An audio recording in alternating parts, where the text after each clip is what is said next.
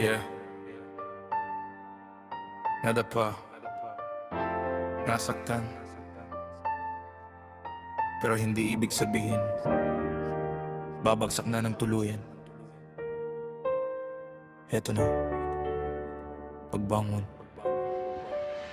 Ilang beses nadapa, ilang beses bumagsak. Dugo, pawis at luha sa lupa ay nakalatag. Sinabi nila hindi ko kaya, sinabi nila titigil na. Pero hindi nila alam kung gano'ng kalalim ang sugat na naghilom na.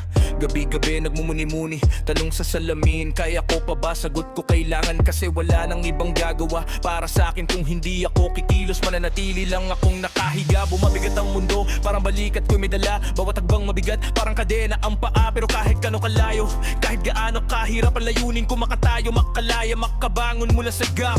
Hindi dahil madali, kasi kailangan. Hindi dahil wala nang ibang daan, kasi ito ang tadhana. Sa bawat pagbagsak, may aral na dala. Sa bawat sugat, lakas ang kapalit pala. Pagbangon, kahit pa mahirap. Pagbangon, kahit masugatan. Hindi dahil gusto kong ipagmalaki, kundi dahil alam kong may naghihintay sa akin. Pagbangon, mula sa dilim at ulan. Pagbangon, hindi natitingin sa likod. Tapos na ang paghiga, oras na para tumayo. Ito ang simula, bagong ako, bagong mundo. Nakita ko ang mukha ng mga naniwala, at lalo ang mukha ng mga nagduda. Sila nagtulak kahit hindi nila alam ang bawat pangungutya. Naging lakas ko rin naman, hindi ako galit.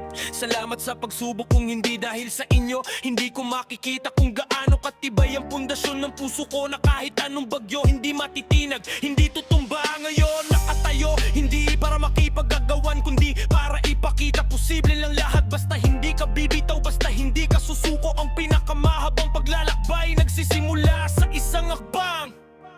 Minsan mapapagod, minsan mapapatanong, para saan pa?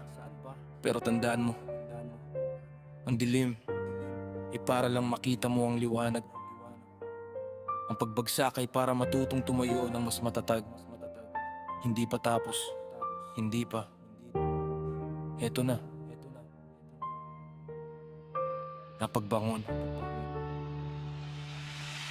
Pagbangon kahit pa mahirap. Pagbangon kahit pa mahirap. Pagbangon kahit pa sugatan. Hindi dahil gusto kong ipagmalaki, kundi dahil alam kong may naghihintay sa akin. Pagbangon mula sa dilim at ulan. Pagbangon hindi natitingin sa likod. Tapos na ang paghiga, oras na para tumayo. Ito ang simula, bagong ako, bagong mundo.